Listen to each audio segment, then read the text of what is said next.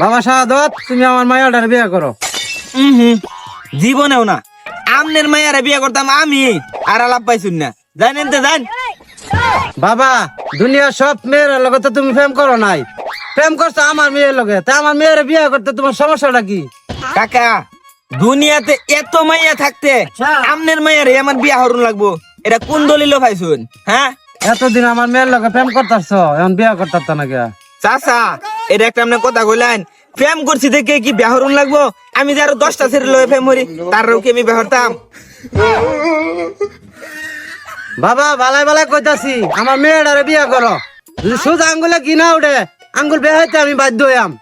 ও, কত মানুষরে দেখছি আঙ্গুলে বা বেহাইতে, একটু করে আঙ্গুলে বা সিধা হয়ে আর আলাপ পাইছুন না। জানেন দে, আব্বা যদি শুনে যে আমনের ছেড়ে লগে আমি প্রেম করছি, এইটাই আমার বাচ্চা দৌড়া দিব। জানেন দে, তোরা বালাই বালাই এতক্ষণ আমি বুঝাইছি, কাজে লাগছে না। এখন ছাড়ো, যে বাবা কামে লাগবো, এই কাম করবো।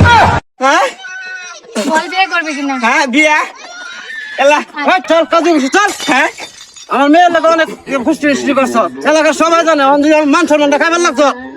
ওয়াল্লাহ বেটা জুড়ে ডাহাত, আমি কি ডাহাতের মায়ের লগে জুড়ে কত কবে করছো রে?